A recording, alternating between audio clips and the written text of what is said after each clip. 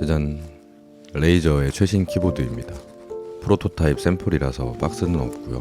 안에 키보드랑 케이블이랑 팜레스트랑 이렇게 있습니다. 저번에 봤던 레이저 블랙이도 V4 75% 모델에 프로라는 이름이 붙은 무선 키보드로 출시됐는데 현재 레이저의 모든 키보드 중에 가장 높은 가격으로 나와서 여러가지 평가가 있는 것 같습니다. 일단 타건부터 하고 뭐가 달라졌는지 하나씩 살펴보겠습니다.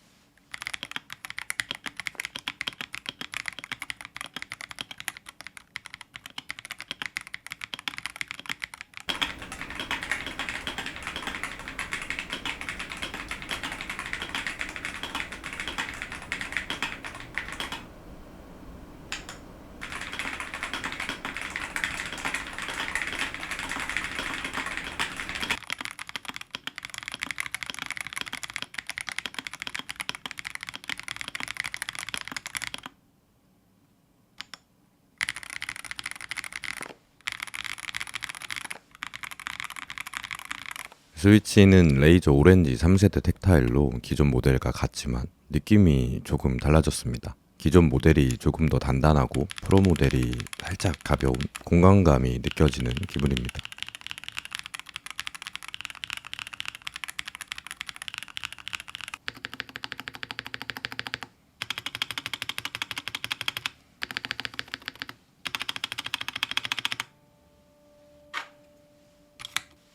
키캡은 ABS에서 PBT로 바뀌었고 한글 각인이 없어지고 영어만 있네요.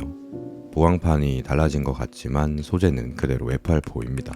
커스텀 쪽에 알려진 아쿠아 F8 같은 특이 소재는 아닌 것 같고요. 같은 소재의 색상만 변경된 것으로 보입니다.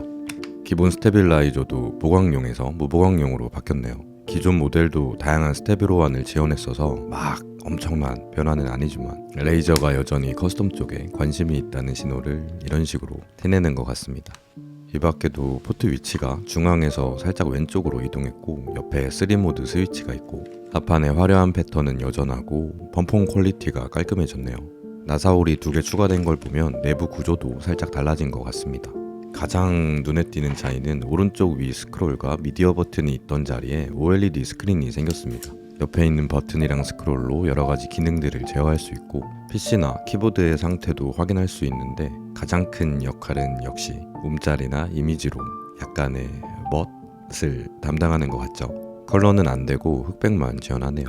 제가 컨셉을 좀 중요하게 생각을 해서 레이저의 시그니처 컬러로 볼 수 있었으면 더 좋았을 것 같습니다. 그리고 스크린이 F열 키들을 더 왼쪽으로 이동시켰습니다. 일반적인 배열과 비교해보면 키 하나만큼의 위치가 달라진 거라 모니터에 시선을 고정한 채 F열 키를 사용하는 분들은 적응할 시간이 필요하거나 키매핑을 해야 할 것 같습니다. 두 모델 다 모든 키에 키매핑을 지원하기 때문에 자유롭게 변경할 수 있고요. 유선 연결만 가능한 기존 모델은 최대 8000Hz 폴링 레이트였는데 프로 모델은 무선 최대 4000, 유선은 최대 1000Hz 폴링 레이트를 지원합니다. 블루투스는 따로 설정이 안 되네요. 두 모델 모두 이번에 업데이트된 스냅탭 기능도 지원해서 유선 전용의 높은 폴링 레이트냐 아니면 무선 게이밍 환경의 OLED 스크린이냐로 선택하실 것 같은데 앞에서 말했던 것처럼 생각보다는 타건감이 조금 다릅니다. 키캡 소재랑 내부 구조가 달라져서 더 그렇게 느껴지는 것 같은데 궁금하니까 열어보겠습니다.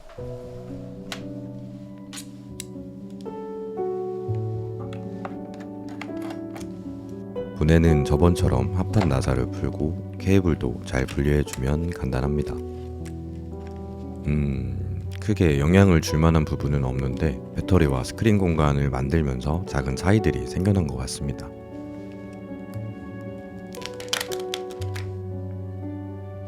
얼핏 보면 거의 비슷해 보이죠? 그래도 열어본 김에 조금 바꿔보겠습니다. 최근에 지난 영상을 다시 보면서 댓글을 확인해 보니까 채터링에 대한 이야기가 많이 보이더라고요.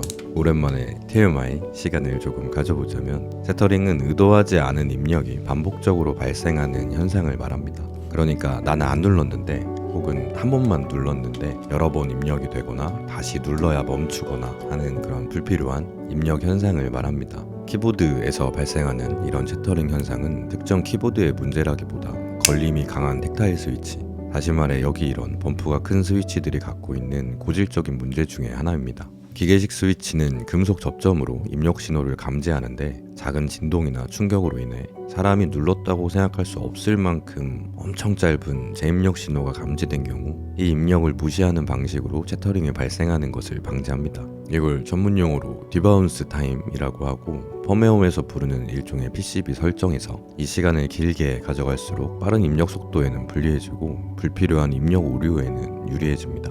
하지만 게이밍 키보드는 빠르고 좋아야 하잖아요. 그래서 게이밍 키보드뿐만 아니라 기성품 키보드에서는 대부분 리니어 스위치를 사용하거나 걸림이 약한 텍타일 스위치를 사용해서 이런 문제들이 발생하는 것을 최대한 방지합니다. 하지만 레이저는 재밌는 타건감을 위해 특수 스위치들과 비교해도 부족하지 않을 정도의 걸림이 꽤나 강한 스위치를 사용하다 보니까 채터링 관련해서 이슈가 있었던 것 같습니다. 실제 레이저 키보드 사용자분들이 많이 불편하다고 말씀하셨으니까 아마 지금쯤은 펌웨어 업데이트로 성능과 안정성 사이에 적절한 설정 값으로 해결하지 않았을까 싶은데 레이저 키보드가 아니더라도 계속 채터링이 발생한다면 리니어 스위치로 바꾸는 게 가장 간단한 해결 방법입니다. 아무래도 텍타일보다는 접점부 이슈가 발생할 가능성이 적고 입력 포인트도 다양하고 스프링 호환성도 더 좋기 때문에 기계식 키보드, 특히 좋은 성능의 기계식 키보드에서는 리니어 스위치가 더 사용하기에 편하실 겁니다.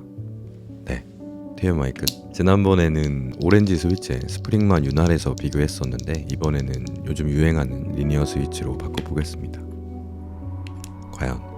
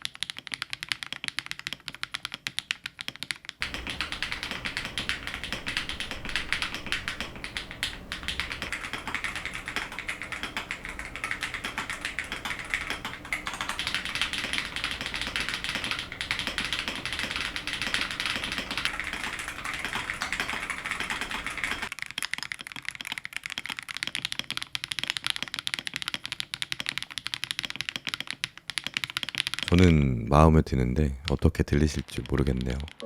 개인적으로 기존 유선 모델도 사용자가 커스텀하기 괜찮은 구조였어서 이번 모델은 무선과 스크린이 추가된 버전 정도로만 느껴졌던 것 같습니다. 아무래도 게이밍 브랜드의 신제품이다 보니까 뭔가 새롭고 막 혁신적이고 이런 부분들도 기대하게 되는 것 같은데 유저 피드백을 꽤 많이 참고하는 브랜드인 만큼 다음 모델은 알루미늄 케이스나 컬러 스크린 아니면 일반적인 배열 중에 하나쯤은 해주지 않을까.